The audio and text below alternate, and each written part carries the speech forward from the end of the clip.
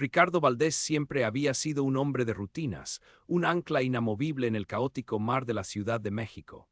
A sus 35 años, la vida le había enseñado el valor del esfuerzo y la perseverancia. Cada amanecer, antes de que el sol se atreviera a asomarse por entre los edificios del centro, Ricardo ya estaba en pie en su modesto departamento de Azcapotzalco. El aroma a café recién hecho era el primer abrazo del día, seguido por el tintineo de las tazas mientras preparaba el desayuno para Sofía, su esposa, y para Isabella, su pequeña hija de 5 años, que todavía dormía profundamente, ajena al trajín de la vida adulta. Sofía, maestra de primaria, era la chispa y el color en la vida de Ricardo.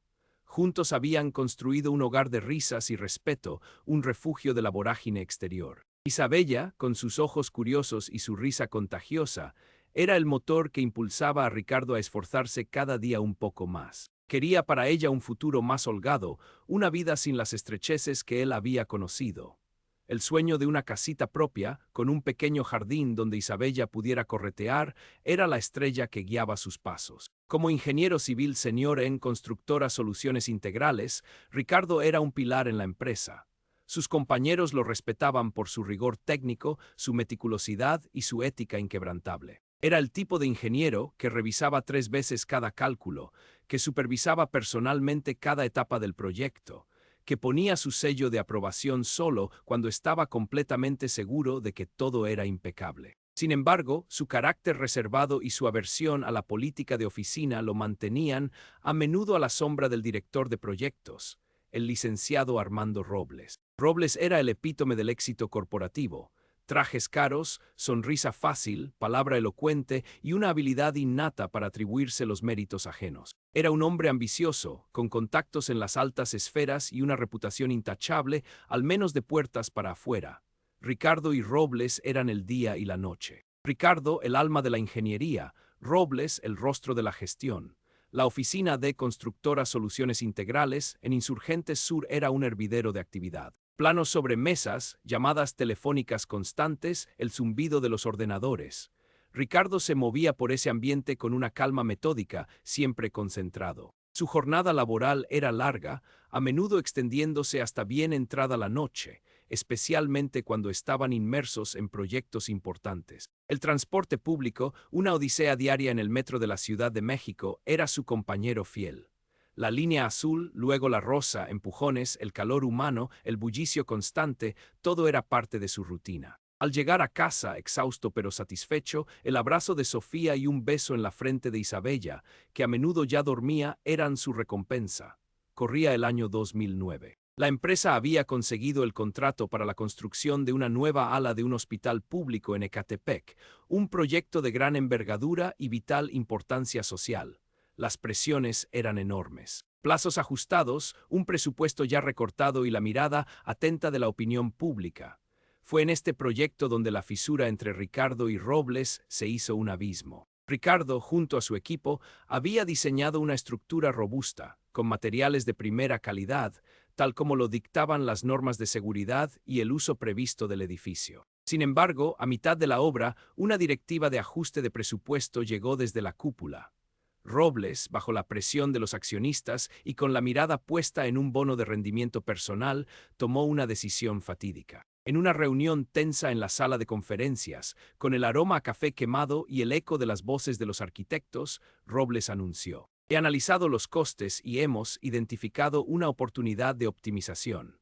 Utilizaremos un polímero de menor densidad para los soportes secundarios de la cubierta y una aleación de acero menos tratada para las vigas no portantes. No afectará la seguridad, pero nos ahorrará un 25% en esa partida". Ricardo, con su voz calmada pero firme, interrumpió: "Licenciado Robles, he revisado esas especificaciones. El polímero alternativo no ofrece la misma resistencia a la fatiga térmica, y la aleación de acero, aunque sea para vigas no portantes, presenta una menor ductilidad. Considerando las cargas sísmicas de la región y la exposición a los cambios de temperatura, mi recomendación técnica es no proceder con esos cambios. Podríamos comprometer la integridad a largo plazo de la estructura". Robles sonrió, una sonrisa que no llegó a sus ojos. "Ingeniero Valdés, aprecio su rigor, pero estamos bajo un presupuesto muy ajustado. He hablado con nuestros proveedores y me han asegurado que estos materiales cumplen con los estándares mínimos. No podemos darnos el lujo de ser puristas ahora. Son decisiones que se toman a nivel de dirección, Ricardo insistió, mostrando gráficos y proyecciones. Los estándares mínimos no siempre garantizan la máxima seguridad bajo condiciones extremas. Mi deber es señalar los riesgos. Creo que es imprudente. Su deber es ejecutar las decisiones de la dirección, ingeniero, replicó Robles, su voz ahora con un matiz de impaciencia. El ahorro es significativo y la seguridad está cubierta. La decisión está tomada. Asegúrese de que su equipo la implemente sin contratiempos. Ricardo, sintiendo un nudo en el estómago, hizo lo único que podía hacer: documentar su objeción. Envió un correo electrónico detallado a Robles, con copia a la gerencia de proyectos, exponiendo sus preocupaciones técnicas y desaconsejando el uso de los materiales alternativos. Guardó una copia de ese correo y de todos los informes técnicos que respaldaban su postura. Pensó que con eso, al menos, su conciencia estaba tranquila y su responsabilidad deslindada. Se equivocaba, la construcción siguió su curso. El ala del hospital se erigió imponente y blanca bajo el cielo a menudo gris de Ecatepec. Los meses pasaron. Ricardo, aunque incómodo, continuó con su trabajo, esperando que sus miedos fueran infundados. Pero la naturaleza tiene su propia manera de revelar la verdad. Un día de agosto, una tormenta tropical inusualmente intensa azotó el Valle de México. Lluvias torrenciales cayeron sin cesar durante horas. A la mañana siguiente, la noticia sacudió a la constructora Soluciones Integrales como un rayo. Parte de la cubierta del ala recién construida del hospital se había desplomado y una sección de las vigas secundarias había cedido. No hubo víctimas mortales porque la zona afectada estaba aún en fase de acabados, pero el daño estructural era grave y la imagen del hospital y de la constructora estaba por los suelos. El caos se desató. La prensa se abalanzó sobre el caso. El gobierno anunció una investigación exhaustiva. En la empresa, Robles, pálido y sudoroso, convocó una reunión de emergencia. La culpa flotaba en el aire, densa como la niebla. ¿Quién fue el responsable de la supervisión final de los materiales?, exigió Robles, con voz temblorosa, mirando directamente a Ricardo. Necesito respuestas. Esto es un desastre. Ricardo, sorprendido por la desfachatez, se preparó para defenderse. Licenciado, usted sabe que presenté objeciones formales sobre los materiales que se usaron en esa sección. Tengo los correos y los informes. La cara de Robles se endureció. Falsedades. Usted, ingeniero Valdés, fue el responsable de la supervisión final de esa fase. Su firma está en los documentos que autorizan el uso de esos materiales. Revisé los informes. Usted dio el visto bueno. La afirmación de Robles cayó como una losa sobre Ricardo. La sala se quedó en silencio, todos los ojos fijos en él. Sabía que Robles estaba mintiendo descaradamente, pero la convicción en su voz era escalofriante. Eso no es cierto, licenciado, dijo Ricardo, intentando mantener la calma, aunque sentía que la sangre le hervía. Mis informes lo demuestran. Sus informes no dicen nada de eso, ingeniero, replicó Robles, sacando de una carpeta un documento. Aquí su firma. Aprobado sin reservas. ¿Va a decir que esta no es su letra? Ricardo miró el documento que Robles arrojó sobre la mesa. Era una versión alterada de su informe final, donde sus advertencias habían sido borradas y su firma, aunque auténtica, ahora parecía respaldar la decisión de Robles. Había sido traicionado, manipulado. Me está culpando de su error, licenciado, susurró Ricardo, con la voz apenas audible, mientras el mundo a su alrededor se desdibujaba. Esto es una farsa. La única farsa aquí es su incompetencia, ingeniero, sentenció Robles, alzando la voz para que todos lo oyeran. Ha puesto en riesgo la reputación de esta empresa y la vida de la gente. Está usted suspendido de sus funciones con efecto inmediato hasta que se esclarezca esta situación. El impacto fue devastador. Ricardo fue despedido semanas después, su carrera hecha añicos. La noticia de su negligencia se extendió por la industria como pólvora. De ser un ingeniero respetado, pasó a ser un paria. Los colegas que antes lo saludaban con admiración ahora lo evitaban, bajaban la mirada o cuchicheaban a sus espaldas. Su nombre, Ricardo Valdés, se asoció con el fracaso y la irresponsabilidad, con el colapso del ala del hospital en Ecatepec. El golpe no fue solo profesional, sino profundamente personal. La vergüenza lo consumía. Caminaba por las calles de Azcapotzalco sintiendo que todas las miradas estaban sobre él, que conocían su historia, que lo juzgaban. Evitaba los cafés de la colonia donde solía ir a leer el periódico. Se encerraba en casa, hundiéndose en un mar de rabia y desesperación. Sofía intentó ser su roca, su consuelo. Mi amor, yo sé la verdad. No te dejes vencer, le decía, abrazándolo, pero sus propios ojos reflejaban la angustia por el futuro incierto. La situación económica se volvió precaria. Los ahorros se evaporaban rápidamente. Isabella, ajena a la complejidad de la situación, preguntaba con su dulce voz: «Papá, ¿por qué ya no vas al trabajo? Siempre vas a estar en casa», y esa pregunta tan inocente le partía el alma a Ricardo. La culpa lo carcomía, sentía que le había fallado a su familia. Los días se convertían en semanas, las semanas en meses. Ricardo enviaba currículums, pero la puerta de cada constructora se cerraba en su cara. Bastaba que mencionara Constructora Soluciones Integrales o el proyecto de Ecatepec para que la entrevista terminara abruptamente. Su reputación había sido dinamitada por Robles. La desesperación dio paso lentamente a una llama silenciosa de determinación. No podía seguir así. Tenía que luchar no solo por sí mismo, sino por Sofía y por Isabella. Se negaba a que su hija creciera con la sombra de un padre irresponsable. La rabia se transformó en una fría, calculada resolución. Recordó sus meticulosos archivos. Las copias de los correos electrónicos, los informes técnicos originales, las notas a mano en los márgenes de los planos, donde había advertido sobre los materiales. Todo lo que Robles había hecho desaparecer de los registros oficiales de la empresa, Ricardo lo tenía. Había sido previsor o quizás solo un maniático del orden. Pasó horas, días, semanas, revisando cada documento, cada correo enviado, cada informe firmado. Reconstruyó la cronología de los hechos. Descubrió que Robles no solo había alterado su informe, sino que también había manipulado otros documentos internos para desviar la atención y crear una narrativa donde Ricardo era el único culpable. Había borrado correos, modificado fechas y falsificado algunas firmas menores para crear un entramado de mentiras. La evidencia era clara, contundente, pero el problema no era obtenerla, sino cómo usarla. Una demanda directa contra una constructora con el poder y los contactos de Soluciones Integrales sería una batalla legal larga y costosa que Ricardo no podía permitirse. Necesitaba una estrategia que expusiera a Robles de manera irrefutable, sin que pareciera una vendetta personal y que le permitiera limpiar su nombre. Comenzó un proceso lento y metódico. Primero, contactó discretamente a antiguos colegas de confianza, aquellos que lo respetaban y que también habían sido testigos de las presiones de Robles. No les reveló toda la verdad de inmediato, solo les hizo preguntas sutiles sobre las prácticas recientes de la empresa, sobre otros proyectos donde Robles había tomado decisiones cuestionables bajo la bandera de reducción de costes. Confirmó sus sospechas. El incidente de Ecatepec no era un hecho aislado. Robles tenía un patrón de conducta. Ricardo pasó noches en vela, con la computadora encendida, analizando bases de datos públicas de construcción, noticias sobre otros incidentes, buscando el hilo que conectara las mentiras de Robles con una verdad más grande. Encontró patrones de licitaciones extrañas, de contratos donde siempre ganaban las mismas empresas subcontratistas, empresas con conexiones indirectas con Robles. La trama era más compleja de lo que imaginaba. Un día, mientras hojeaba viejos números del Universal en la biblioteca pública, se topó con un artículo de Elena Rojas.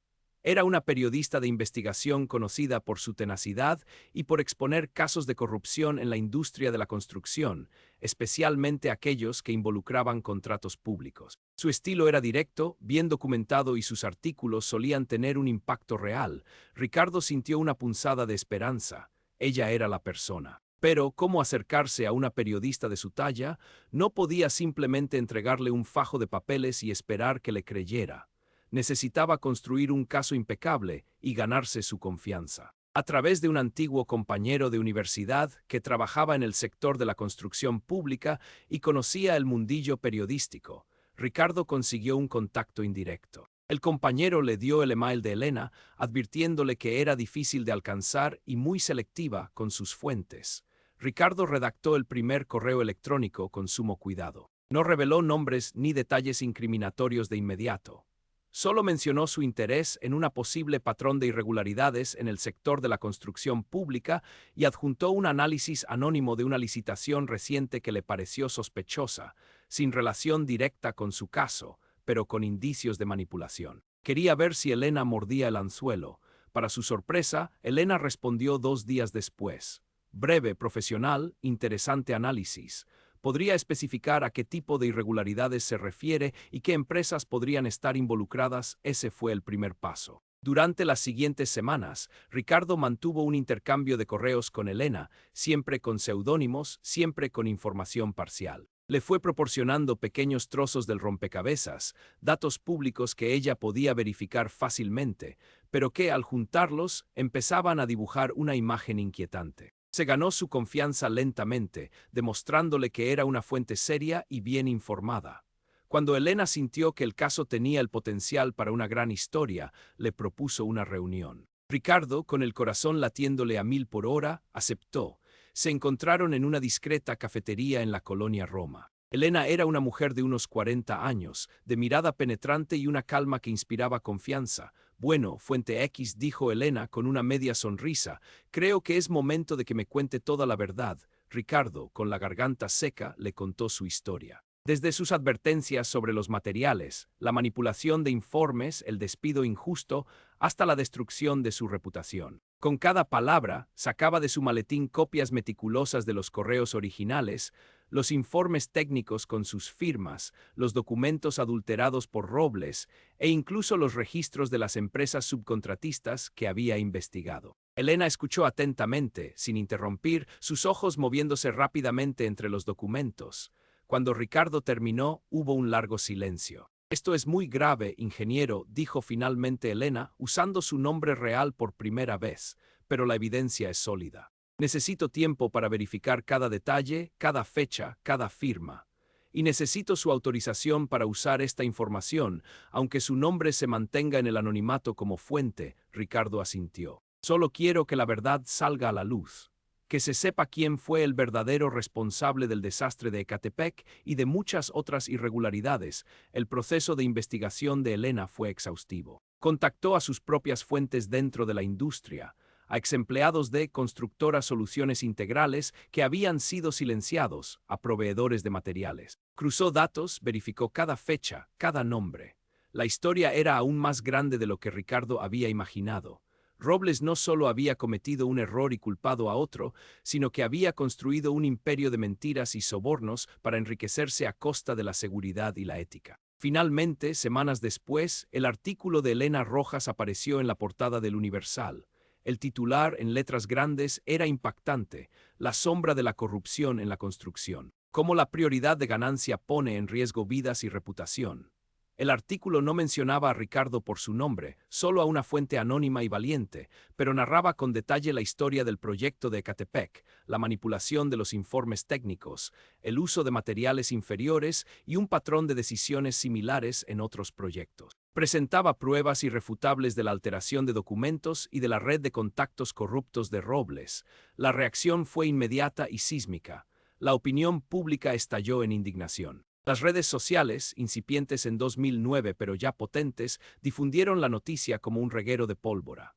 Las autoridades gubernamentales, incapaces de ignorar la avalancha de evidencia y el clamor popular, abrieron una investigación formal y profunda contra Constructora Soluciones Integrales y específicamente contra el licenciado Armando Robles. Robles, en un intento desesperado por salvar su imagen, dio una conferencia de prensa negando todas las acusaciones, culpando a intereses oscuros y a una campaña de difamación. Pero la evidencia, ahora pública y verificada por un medio de comunicación respetado, era abrumadora. Los correos originales de Ricardo, los informes técnicos que él había guardado, las declaraciones de otros empleados que ahora se atrevían a hablar, todo se alineó para desmantelar su fachada de hombre de negocios íntegro. La caída de Robles fue tan rápida como su ascenso había sido meteórico. Fue despedido de Constructora Soluciones Integrales en cuestión de días. Las autoridades congelaron sus bienes y le impusieron cargos por fraude, negligencia y manipulación de información. Su reputación quedó hecha pedazos, su nombre sinónimo de corrupción. La constructora también sufrió un golpe devastador, perdiendo contratos y la confianza del público. Ricardo leyó cada palabra del artículo de Elena Rojas una y otra vez en la mesa de su pequeña cocina, con Sofía a su lado. No sintió la euforia de la venganza, sino una profunda y tranquila satisfacción. La verdad había salido a la luz.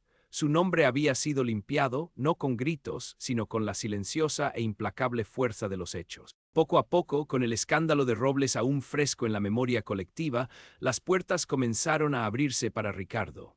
Una pequeña constructora, conocida por su ética y la calidad de sus proyectos, lo contactó. Habían seguido el caso de cerca y reconocían en Ricardo al verdadero profesional. Le ofrecieron un puesto como jefe de proyectos, con la confianza y el respeto que siempre había merecido. La vida de Ricardo volvió a encarrilarse, recuperó su dignidad, su propósito.